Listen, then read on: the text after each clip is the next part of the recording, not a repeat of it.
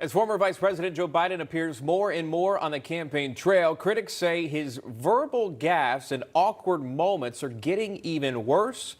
Here's a moment from Saturday where he appeared to miss his cue to come on stage. Watch.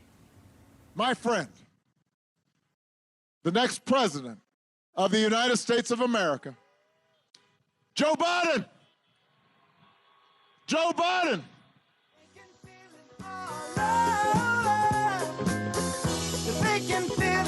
Joe Biden. At that very same rally, the former vice president mangled the word healthcare. Barack and I think it's a right for people to have bad health care. And during a speech last night in Philadelphia, he appeared to forget the details of how and when he launched his presidential bid. We launched our campaign over on the Oval back in May 9, 2019. And then there's one moment from last week that's still getting a lot of attention. I'll lead an effective strategy to mobilize true international effort to pressure. Bobby Eberle is joining me now, president and CEO of GOPUSA.com, host of 13-Minute News Hour. Mark Williams joining us as well, Congressional Chief of Staff, Republican strategist. Mark, we'll start with you. Is it the going across and trying to campaign in so many cities, is that getting to him at this point? What's happening? I don't think so. Joe Biden has had a history of this, and I think it's Democrats' kind of worst nightmare. That's why they kept him hidden in the basement for so long. I think you're finally seeing the former vice president being vetted in front of crowds, and he's exactly what we thought he was, a walking, talking gaffe. Bobby, your thoughts on that?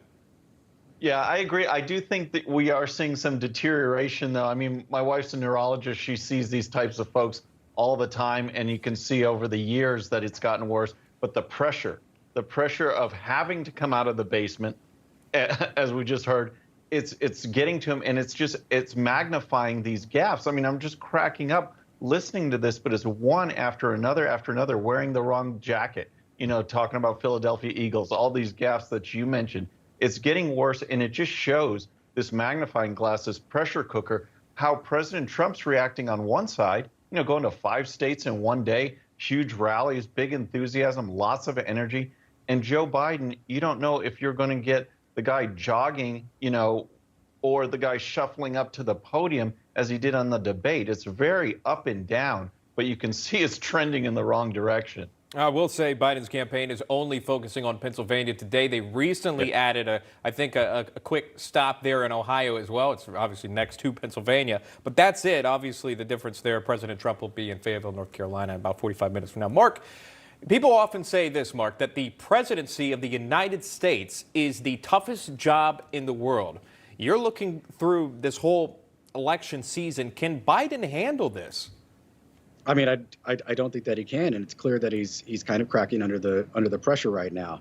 I mean, you see how much it ages folks as they go through the process, and it just seems like he has gotten worse and worse the more scrutiny that he's come under. Right, the more questions that he's gotten asked, the more grueling and rigorous the schedule, the more these gaffes are coming into play. And I got to tell you, if the president had said or made some of these same gaffes, the national media would be all over it. So I don't think it's unfair for us to point it out, especially if he could be president.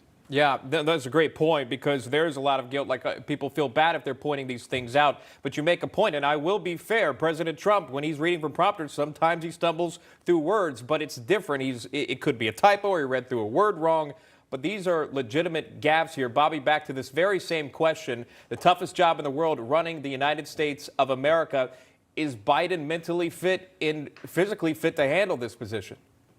No, absolutely not. And Mark's right. He nailed it. I mean, you have these classic pictures, of presidents before and after their terms, and you're just like shocked, like, wow, this just wiped him out.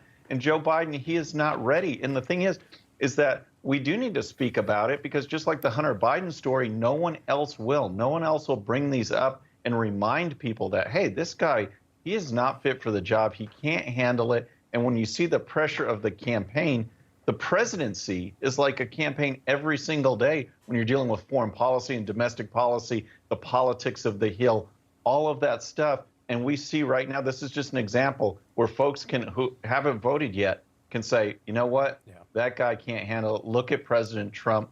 It's just such a contrast. Yeah, and that's just the gaps from the recent campaigning that Biden has done, not the entire thing. Bobby Eberle, Mark Williams, thank you so much for your time.